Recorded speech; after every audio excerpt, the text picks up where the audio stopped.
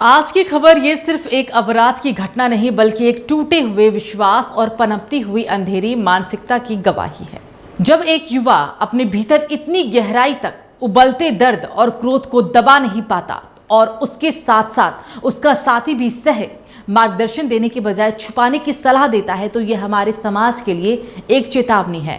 हमें सिर्फ सवाल उठाने की जरूरत नहीं बल्कि इस बात पर गहराई से सोचने की जरूरत है कि हम अपने बच्चों को सही समझ और सहारा कैसे दें। हर युवा के दिल में उम्मीद की किरण जलानी होगी, तभी हम ऐसे दर्दनाक हादसों को रोक पाएंगे। नमस्कार, मेरा नाम सुरभि राजपूत है और एक नए मुद्दे के साथ एक बार फिर से हाजिर हूं मैं। अहमदाबाद के एक स्कूल में 10वीं के छात्र की चाकू से हत्या के बाद मामला लगातार तूल पकड़ रहा है। ताजा खुलासे से सामने आया है कि आरोपी छात्र ने अपने एक दोस्त के साथ चैट में वारदात की पूरी कहानी खुद बताई थी। चैट में उसने कबूल किया कि उसने किस तरह से चाकू मारा और कैसे इस खौफनाक घटना को अंजाम भी दिया। आरोपी की बात सुनकर दोस्त सन्न रह गया। उसने तुरंत उसे फटकार भी लगाई। एक सोशल मीडिया चैट में आरोपी छात्र से उसके दोस्त ने पूछा कि भाई आज कुछ किया क्या। इस पर आरोपी छात्र ने ठंडे अंदाज में जवाब दिया कि हाँ। इसके बाद उसके दोस्त ने सीधा सवाल पूछा कि तुमने उसे चाकू मारा था। आरोपी ने पलटकर जवाब दिया, तुम्हें किसने बताया। चैट का सिलसिला यही नहीं थमा। एक अन्य चैट में जब आरोपी छात्र के दोस्त ने उससे बताया कि जिसे उसने चाकू मारा था क्या वो मर गया। इस पर आरोपी ने हैरान करने वाला सवाल किया, कौन था वो वैसे। ये देखकर साफ झलकता है कि आरोपी को खुद ही नहीं पता था कि उसने किसकी हत्या की है। इतना ही नहीं, ये भी बात सामने आई है कि नयन की बहस दरअसल किसी और छात्र से हो रही थी, लेकिन आरोपी के पास चाकू था और खुद को ताकतवर दिखाने की मंशा से उसने अचानक से उस पर हमला कर दिया। चैट में जब उसके दोस्त ने दोबारा पूछा, तूने उसे चाकू मारा था, इस पर आरोपी ने बिना किसी झिझक के कहा हाँ। तो ये जवाब दिखाता है कि इस जघन्य अपराध को लेकर कितना लापरवाह और बेपरवाह था। चैट में आरोपी के दोस्त ने उसे समझाया भी, नयन को मारना नहीं चाहिए था, लेकिन आरोपी ने इस सलाह को भी हल्के में लेते हुए जवाब दिया, छोड़ना, अब जो हो गया सो हो गया। यानी कत्ल के बाद भी आरोपी को किसी सजा का कोई डर नहीं था। संयुक्त पुलिस आयुक्त जयपाल सिंह राठौर ने कहा है कि मंगलवार को अहमदाबाद के 7th डे स्कूल में 10वीं कक्षा के छात्र पर उसके ही सहपाठी ने चाकू से हमला कर दिया था। गंभीर रूप से घायल छात्र ने इलाज के दौरान रात में दम तोड़ दिया। पुलिस ने नाबालिग आरोपी को हिरासत में ले लिया है और उसके खिलाफ भारतीय न्याय संहिता से की संबंधित धाराओं के तहत केस दर्ज करके जांच प्रक्रिया भी शुरू हो गई है। अहमदाबाद शहर के जोन 5 में जो खोखरा पुलिस स्टेशन है वहाँ पे कल एक स्कूल है, यहाँ पे स्कूल है, इसमें एक इंसिडेंट बना था।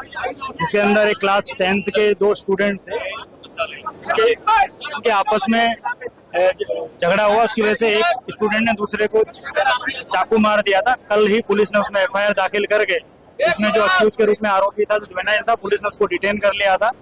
मीनवाइल रात को ट्रीटमेंट के दरमियान जो इंसिडेंट में पीड़ित बच्चा था उसकी डेथ हो गई है। तो उसके परिवार वाले, स्कूल में जो बाकी स्टूडेंट्स पढ़ते हैं, उनके पेरेंट्स और सिंधी समाज के भीड़ यहाँ पे है। तो सफिशिएंट संख्या में पुलिस की यहाँ प्रेजेंस है।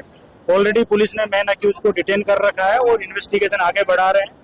मैं मीडिया के मार्फत से आप सभी लोगों से रिक्वेस्ट करता हूं कि हम सबको कानून व्यवस्था में एक दूसरे का सहयोग करना चाहिए और पुलिस इस पूरे मुद्दे के ऊपर तटस्थ तपास करेगी और जो भी कल्प्रिट है उनको बिहाइंड द बार किया जाए। इधर बुधवार सुबह गुस्साए मृतक के परिजन और स्थानीय लोग स्कूल परिसर में घुस आए। उन्होंने जमकर हंगामा किया और स्कूल बसों और कई गाड़ियों में तोड़फोड़ भी कर दी।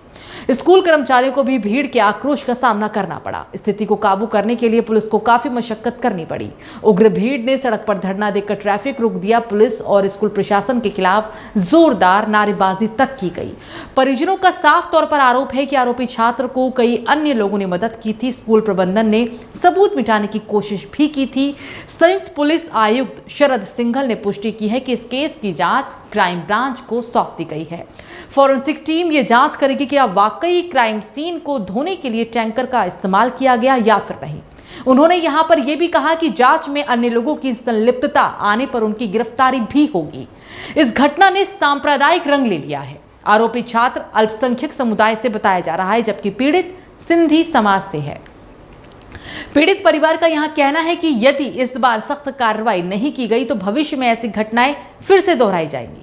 बढ़ते तनाव के बीच स्थानीय विधायक अमोल भट्ट को हाथ जोड़कर भीड़ से शांति बनाए रखने की अपील करनी पड़ी है। राज्य के शिक्षा मंत्री प्रफुल्ल पर नौशेरिया ने इस हत्या को दुर्भाग्यपूर्ण करार दिया है।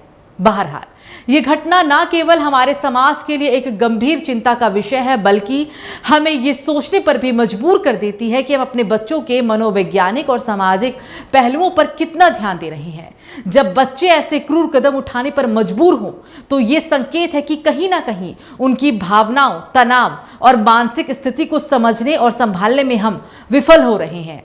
हमें चाहिए कि हम अपने घरों, स्कूलों और समाज में संवाद को बढ़ावा दे सकें, ताकि कोई भी बच्चा अपने दर्द और परेशानी को दबाकर ऐसी घातक राह ना अपनाए। क्योंकि हर जीवन अनमोल है और हमें एक दूसरे के लिए सहानुभूति और समर्थन का वातावरण बनाना होगा, ताकि ऐसी दुखद घटनाएं फिर से समाज में ना हो।